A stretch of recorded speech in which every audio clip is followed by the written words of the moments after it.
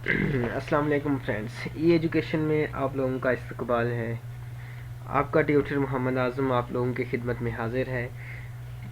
पहले 2-3 लेक्चरों में हमने डेटाबेस को किया, तो आज के लेक्चर में हम जो है अपने सॉफ्टवेयर इंजीनियरिंग की तरफ चलते हैं। तो इसमें एक मुश्किल सा क्वेश्चन है कि यूज़ केस डायग्राम हम कैसे ड्रा करते हैं। तो इसकी जानब चलेंगे। मैं आपको कुछ स्टेप्स बताऊंगा और इजी ट्रिक्स बताऊंगा जिससे आप विद इन सेकेंड ऐसे यूज़ केस डायग्राम को ड्रा कर सकते हैं। तो सबसे पहले तो आप देखेंगे आज के लेक्चर में हम जो देखेंगे उसमें होगा यूज़ केस डायग्राम ऑब्जेक्ट कौन कौन से हैं, यूज़ केस डायग्राम गाइडलाइंस। मैं आपको थोड़ी सी गाइडलाइन दूंगा यूज़ केस डायग्राम में। इस लेक्चर के एंड में ये आपको गाइडलाइंस दी जाएंगी। Relationship in use case diagram कौन कौन सा होता है, और ये एक एग्जांपल के साथ आपको बताऊंगा कि यूज़ केस डायग्राम कैसे क्रिएट होती हैं। इसमें मैं identified actors, identifying use case, include को हम कब यूज़ करेंगे, हम एक्सटेंड को कब यूज़ करेंगे, और उसकी जनरलाइजेशन को कैसे हम करेंगे। और नेक्स्ट चलते हैं। तो अब हम सबसे पहला जो हमारा क्या चीज़ है, ऑब्जेक्ट ऑफ यूज़ केसेस। तो सम ऑब्जेक्ट्स हैं यूज़ केसेस के। उसमें सबसे पहला है एक्टर, दूसरा होता है हमारे पास यूज़ केस, और तीसरा होता है बाउंड्री। एक्टर को कुछ इस शेप में हम शो करते हैं, हमेशा हम इसी शेप में इसको लिखते हैं, एक्टर को इस शेप में। और नेक्स्ट हमारे पास होती है यूज़ केस। तो ये यूज़ केस होती है जिसको हम ओवल शेप में इसके अंदर लिखते हैं। एक्टर मैं आपको बताता चलूँ कि एक्टर हमारे पास क्या चीज़ होती है। एक्टर है एनी एंटिटी हो सकती है, कोई भी पीपल है, कोई भी सिस्टम हो सकता है, कोई पर्सन हो सकता है, वो हमारा एक्टर होगा। और यूज़ केस जो होगी, जो हमारी सिस्टम एक्टर को सिस्टम से जो नीड होगी, वो हमारे पास क्या चीज़ होती है, यूज़ केस होती है। और ये यूज़ केसेस जो हैं वो एक सिस्टम बाउंड्री के अंदर होती हैं। मसलन एक हमारी एटीएम की मैं एग्जांपल आपको यहाँ पे करवाऊंगा। तो एटीएम की एग्जांपल देता हूँ। जो कि हमारी एक एटीएम है, वो हमारे पास क्या चीज़ है, एक वो जो एटीएम की बाउंड्री होगी, जिनके जिसमें है, वो उसकी बाहर वाली एक सिस्टम बाउंड्री होगी। जो हमारी नीड्स होंगी वो उस बाउंड्री के अंदर होंगी, और एक्टर जो है वो बाहर होंगे। तो नेक्स्ट चलते हैं कि अब रिलेशनशिप देखते हैं कि हमारे यूज़ केस डायग्राम में कौन कौन से रिलेशनशिप होते हैं। आगे मैं आपको एग्जांपल में ड्रा करके बताऊंगा कि कौन कौन कैसे कैसे रिलेशनशिप आ रहे हैं। सबसे पहला रिलेशनशिप क्या चीज़ है, एक्टर और यूज़ केस के दरमियान में है। दूसरा हमारे पास एक्टर की हम जनरलाइजेशन करते हैं। और तीसरा हमारे पास होता है extend relationship between two use cases, include relationship between two use cases, और जनरलाइजेशन ऑफ यूज़ केस। तो नेक्स्ट हम चलते हैं। नेक्स्ट हमारे पास क्या चीज़ आ जाती है कि how to create a use case diagram. There are 4 steps to create a use case diagram. Very easy steps if you mind. अगर आप इनको जहन में रखेंगे तो आप इजीली एक यूज केस डायग्राम ड्रा कर सकते हैं। सबसे पहला स्टेप है आइडेंटिफाइंग एक्टर्स। अपने अपने जब भी यूज केस डायग्राम बनाने लगते हैं, सबसे पहले अपने एक्टर्स को आइडेंटिफाई कर लेना कि आप उसमें कौन कौन से एक्टर यूज़ कर रहे हैं। अगले नंबर पर, दूसरे नंबर पर हम देखेंगे कि उसमें यूज़ केसेस कौन कौन सी हैं, वो यूज़ केस कौन सी है वो आइडेंटिफाई कर लेंगे। तीसरे नंबर पर हम देखेंगे उसमें इंक्लूड फंक्शन है कोई, तो उसकी हम जो कॉमन है उनको हम इंक्लूड कर लेते हैं, उनको हम देखेंगे, इंक्लूड को देखेंगे। चौथे नंबर पर हम एक्सटेंड को देखेंगे।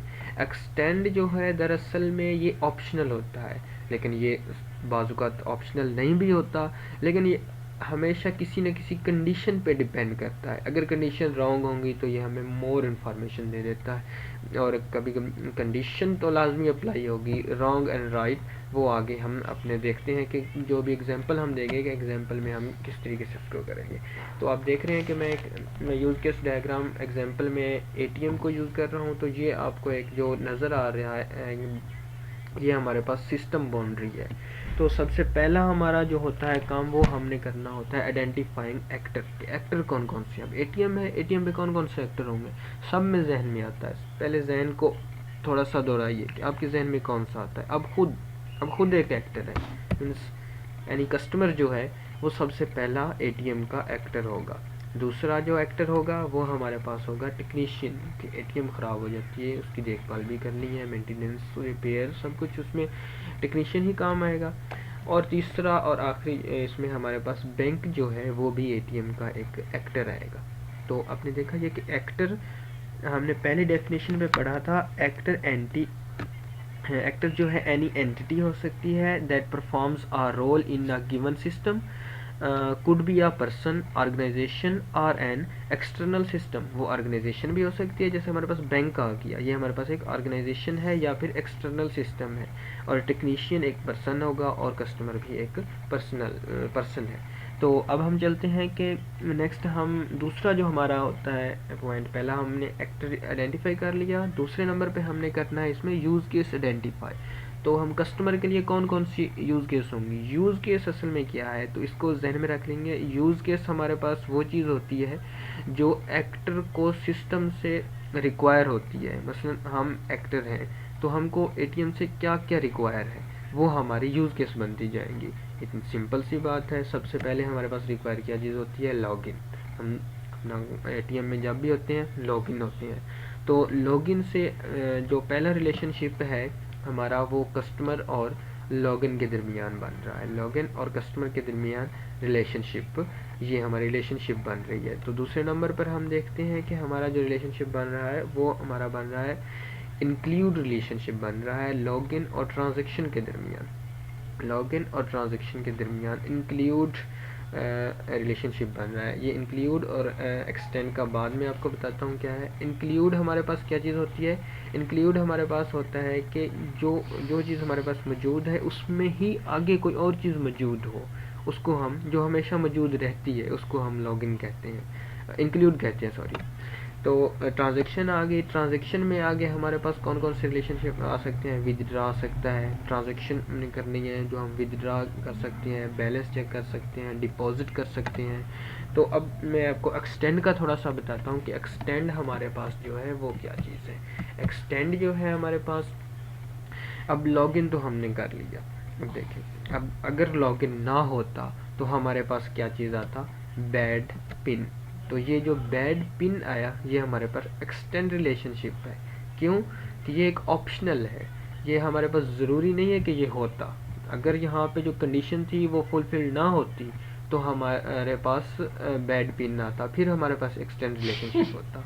क्योंकि ये हो सकता है इसलिए हमने इसको साथ में रखा है। तो नेक्स्ट हम देखते हैं कि अगला हमारा ये एक्टर एक मुकम्मल हो गया, इसके हमने यूज़ केस भी ड्रा कर ली। अगला हमारा कौन सा है, टेक्नीशियन।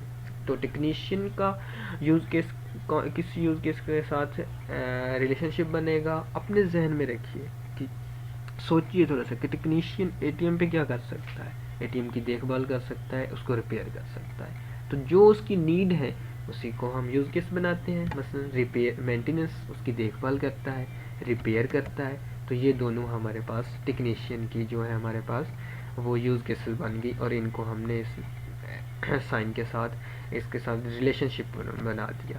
तो अब बैंक है, बैंक का रिलेशनशिप जो बनेगा वो हमारा बन सकता है, इनके हम देखते हैं कि वो लॉगिन के साथ भी हो सकता है क्योंकि वो एक ऑर्गेनाइजेशन है।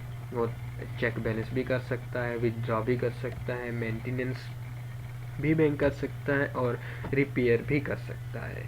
तो ये मुकम्मल हमारे पास एक यूज़ केस डायग्राम बन गई है विद इन सेकेंड। जस्ट हमने कुछ भी नहीं किया, 4 स्टेप थे, उन 4 स्टेप्स को फॉलो किया। मैं मज़ीद उन स्टेप्स को दोहराता हूँ। सबसे पहले हमने क्या चीज़ किया, हमने ये एक्टर डिफाइन किया। कस्टमर का एक्टर था हमारे पास, एक एक्टर टेक्नीशियन था और तीसरा हमारे पास बैंक था। फिर हमने यूज़ केसेस बनाई। कस्टमर की यूज़ केस कौन सी, हमारे पास login, transaction, withdraw, check balance. ठीक है। अब फिर हमने लॉगिन के साथ देखा कि उसमें इंक्लूड कौन सी है, एक्सटेंड कौन सी है।